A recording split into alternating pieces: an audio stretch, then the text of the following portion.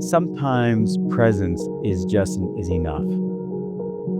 To suffer alongside with somebody else is enough, and that I need to be okay with not doing something. So I was born in Missoula, Montana, and we eventually moved out of Washington State. My father was, among other things, a graduate student at one time while I was young, and then also he got his PhD, Washington State. And probably a better way to describe my youth was that I have 7 brothers and sisters. There's 7 of us, but at any one time we had foster kids living with us. Fast forward though, at age 16, I had belonged to a gang. A series of events put me into drug and alcohol treatment at age 16 on January 21st. I'm sober now 46 years. And so my life took a radically different turn there, if you will. I was going to a Catholic military high school, all boys high school at that time.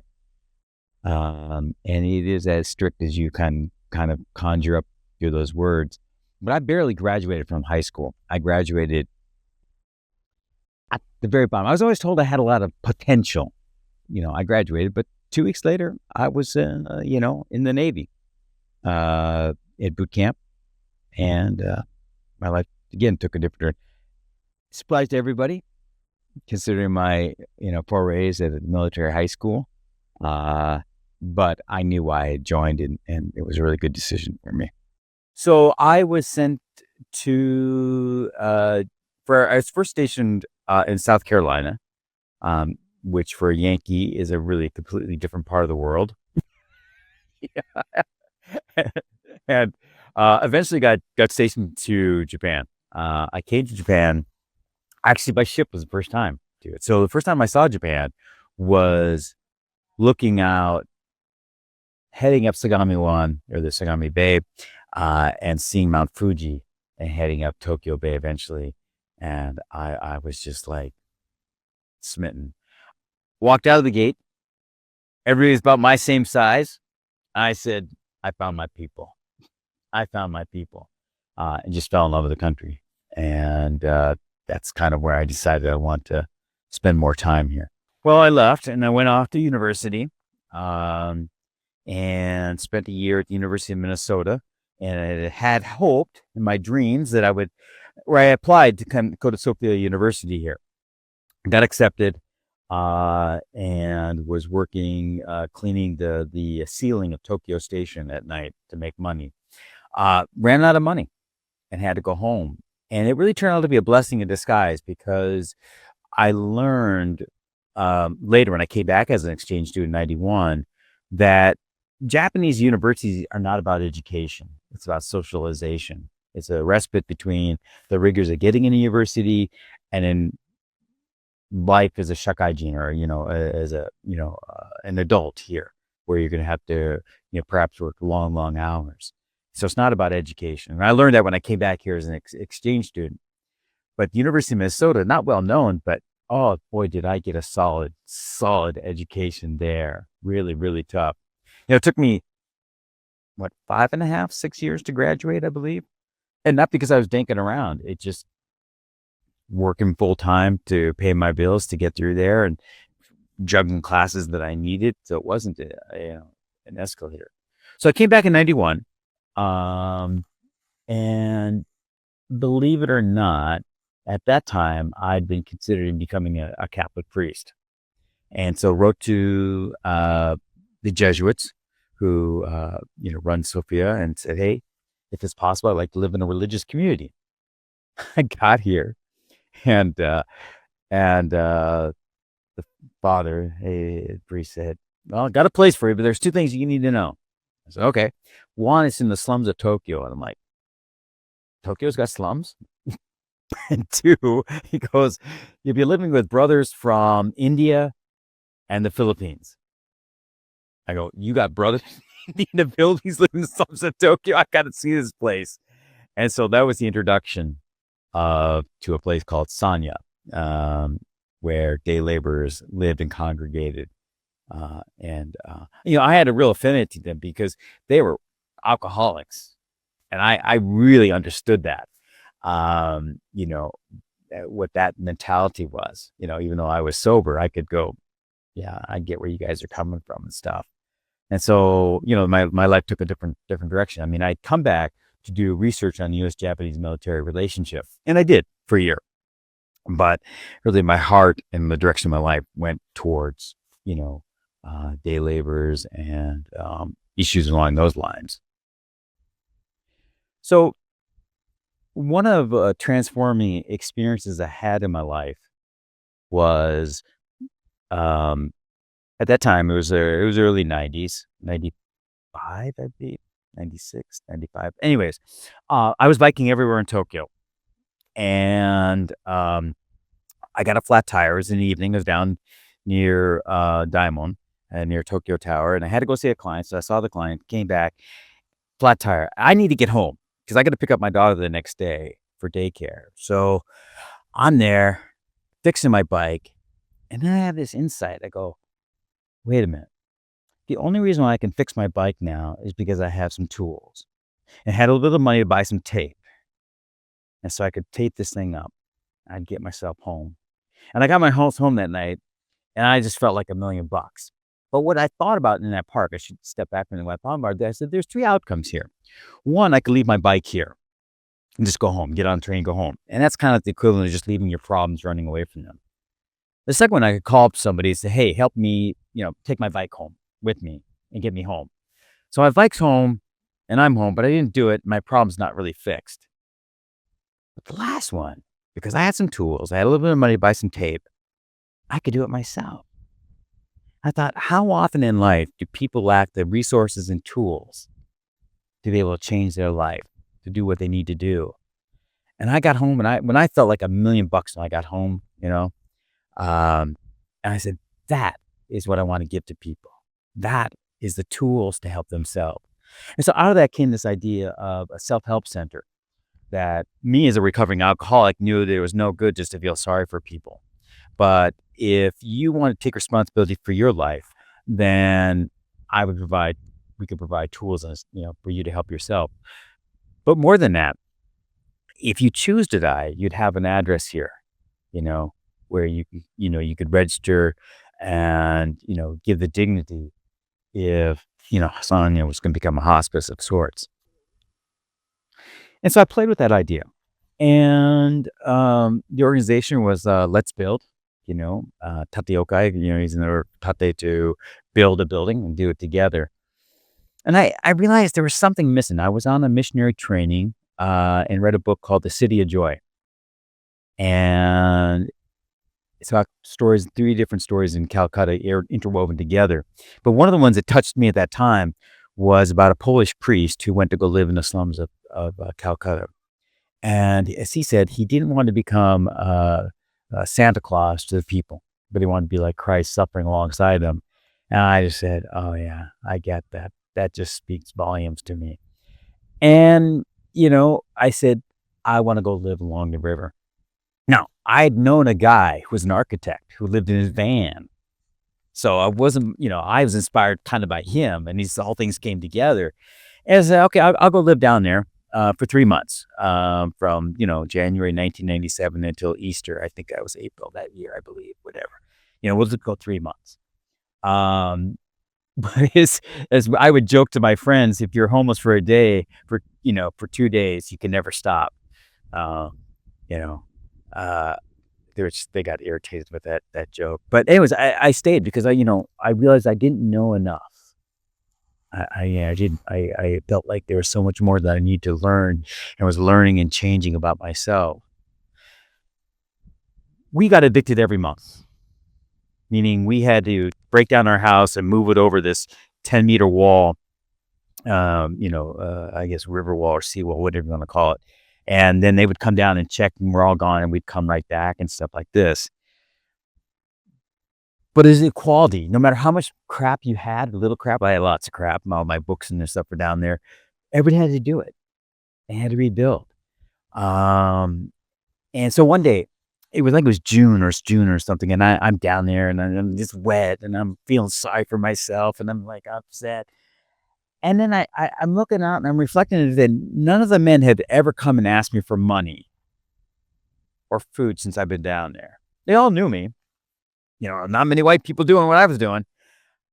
And then I and I realized that none of them felt sorry for themselves. And then I thought about, you know, I'd been to Calcutta before in other countries like, cities like that where you saw street children, saw them and felt guilt, and then felt guilt about other things and thought about other people who felt guilty about the men living on the streets, some particularly Westerners. And I thought, I had this insight. Feeling guilty about things that I'm not responsible for, an exaggerated sense of responsibility, um, is wrong. It's no response. I'm not responsible. And because I knew the men didn't want me to be responsible for them down there. And I looked at my life, the things that I had done wrong or things that I had misstepped, and I didn't want to be responsible for those things either. I'll take responsibility for them. And in that moment, I shifted from feeling responsible for the world's problems to merely responding. And no longer defined what I did as helping people, but merely responding to what I see, that I'm not responsible for the world's problems, no matter what they are.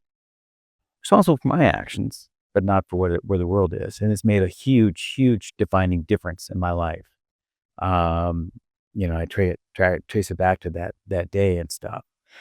And I felt liberated. I felt liberated and free in a way that I didn't know was possible.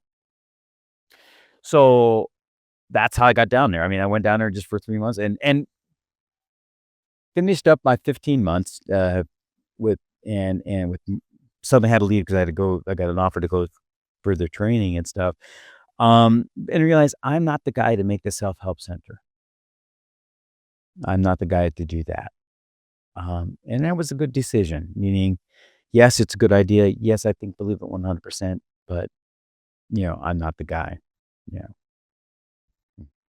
Yeah, no, because even before then, before I went to live in the river and I was living with the brothers for a year, I'd go out, and I remember one night going out on they had weekly patrols at night, from 8 to, like, 9:30, passing out blankets and soup and stuff.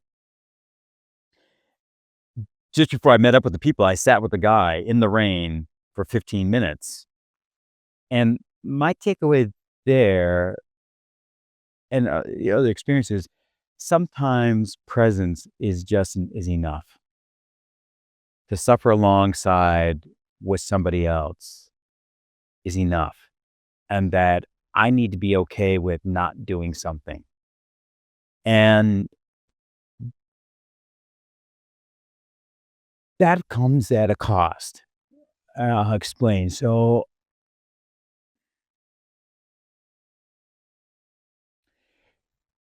when I was working at an NPO, there was this guy.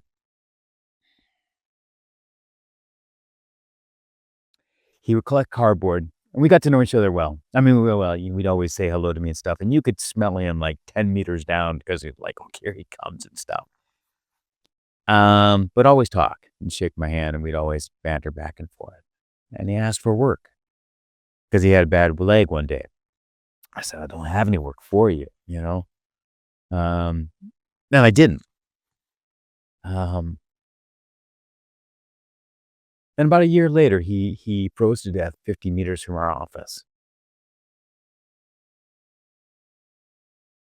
And I thought often, what little would have been to offer him work? What little would it have been to get him an apartment? What little would it have been to do something? I mean, in other words, yes, it's nice to have that principle that I'm not responsible for the world and that I don't need to do things. But I don't forget his face and remember the other side of that is that to live with the reality of that, you know, it comes at a cost, you know.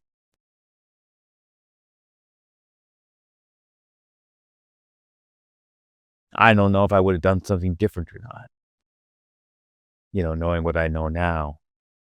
Um, It's easier in other cases where there's less sense of a moral injury or, pain, where I've had to turn down people and say, "Well, there's nothing I can do to help you," or my role here is not to save you.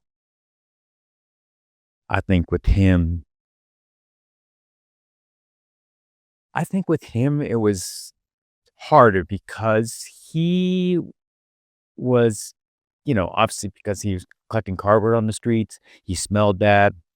He didn't look like someone that you'd wanna talk to. He's nice, but just someone you wouldn't talk to, that he was a ghost, and that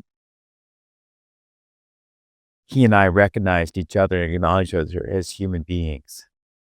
Um, and not me trying to save him, you know, just 2 human beings and stuff, and so I think, I think he was oblivious to the world that didn't recognize him anymore. I don't get it. I don't know about that, but I know for me, thinking back to now, it's like, I think that's why it touched me the most. I still have his picture, just as a reminder that, principles can come at a cost. They're not free. Maybe that's okay. Hmm.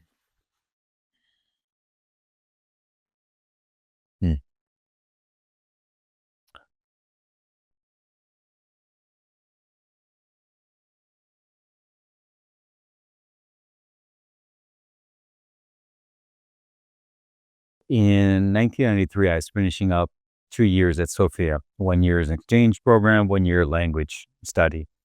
A woman I dated on and off. I became pregnant, and my whole life took a radical different turn.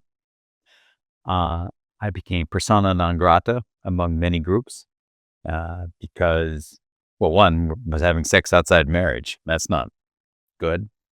Uh, and I also found that person who was considering becoming the priesthood to the person who was irresponsible. But I chose to stay in Japan because, well, first of all, marriage was not uh, a possibility between us. I mean, it would have led to disaster. Um, and so now I understand within Japanese context that you get married in those situations to take responsibility.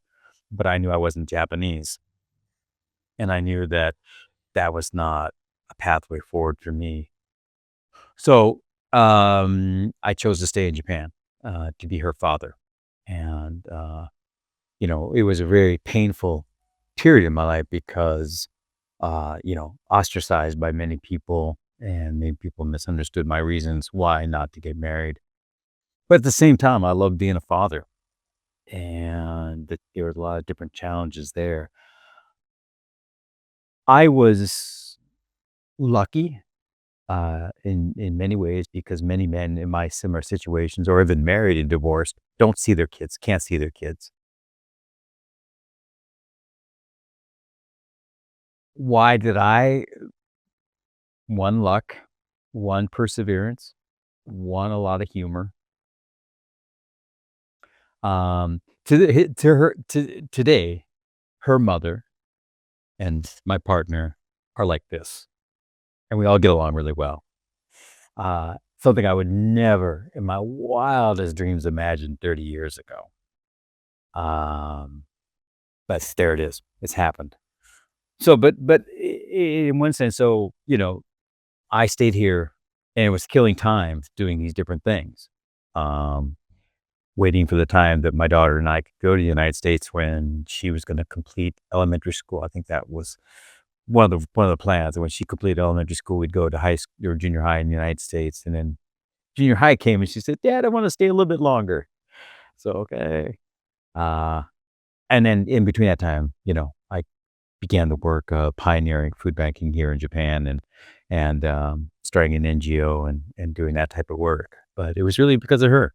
Otherwise, I would have been out of here. So I guess two things for reflection on that is that certainly was a failure then, and certainly being ostracized was not happiness at all. But even out of that darkness and really tough times, something good came out of it. My second is that the belief that I can make a mistake, but not allow that mistake to solely define who I am or where I go. And so, certainly I would not have thought that in 94, when she was born, but just looking back, the results of that. So in one sense, a quote unquote mistake led to a lot of other interesting good things.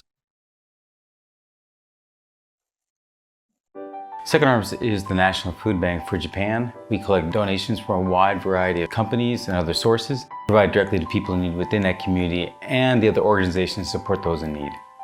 In 2002, we incorporated with the purpose of being food for all people, of making a food bank that could serve the wider community, not just single hot meal programs. Right here in Akibata, we have 4 different facilities. We have our kitchen, our central kitchen, where we prepare hot meals every week. We also have our pantry, where households in need can come up and pick up anywhere from 12 to 15 kilos of dried, refrigerated, frozen food from us. And we have 3 other warehouse spaces located throughout Tokyo area that facilitate the distribution of food. And then we have our food bank team, which manages all of our large donations that come in and they get out. セカンドハーベストは、私にとっては今社会とのつながりを持てるということと、今まで東京でアメリカの会社にずっとお勤めをしてきたわけですけれども、やはり社会の見えない部分がここで随分見ることができて、私の視野も多分広がったと思います。強い人ばかりではなく、やはりそういった助けの必要な人もいるんだということを知るということは、私の人生にとってはだいぶ大きな影響があったと思います。私たちその2020年までに10万人の人たちの食行っていうところを目指しているんですけれども、東京都に関しても10万人というのは本当にまだ一部だと思うんです。もっともっとやっぱ長い期間をかけてたくさんの人たちに食の支援っていうところはやっていかなきゃいけないと思うんですけれども、やはりより多くの人たち、本当に必要な人たちが抵抗なくいつでもその食品をもらえるような、そういった環境をもっともっと頑張って作っていかなきゃいけないなっていうのはすごい感じます。その食の支援、特にその個人の人への食の支援っていうところでかなりその社会の認知度が変わってきたというふうに思っています。セカンドハーベストの今まで持ってるノウハウですとか、あとはやはりこの食材の豊富さですね。栄養のある食品、ただ量だけではなくてちゃんとバランスの取れた食品を提供できるっていうところはものすごくセカンドハーベストジャパンの強みだと思うので、そういった食品を渡せる拠点をやはりもっともっと作っていきたいと思っています。When people give us money, for every 1,000 yen that comes into us, we can deliver approximately 40 meals. It's about 25 yen per meal. So the investment shouldn't be seen as a 1-to-1, but as really 1 to 40. And that's what we really want. When we look for investors, we're looking for partners to work with us. We've been lucky enough to have partnerships with 1,360 food companies who really see that as a one-on-one equal relationship. They have a problem, if you will, excess food. We have an opportunity to work with them to get that out to the people in need. In the best case scenario, a food company will come along and say, we want to provide you food, but we want to provide you money to help you get that food out. And we also want to provide you with an opportunity to use our staff to help volunteer, but also if our know-how can help you to do that more efficiently, then let's work together. That's a true partnership in my mind, one that works for both of us. And so those are the ones that we seek the most. We really want to invite people to come with us on this journey to create a food safety net for Tokyo. I ask you to stop and take a minute here just to think what it would look like. What would it feel like to know that every single person in Tokyo went to bed on a full stomach? Every single person had an opportunity to get enough food. What would that feel like? When I think about that, it makes me feel good. It makes me feel proud. It makes me feel part of a community. And that's really what we're working towards. I don't expect to get there in my lifetime. But all great civilizations happen when people plant trees for under shades which they will never sit. We believe that we can get there in the future and that we can be the first step to make that possible. But it really requires you to come and join with us on that and to see what society could be. We are not an NPO providing service to the community. This is your food bank. We are a public asset, encouraging you to come join with us.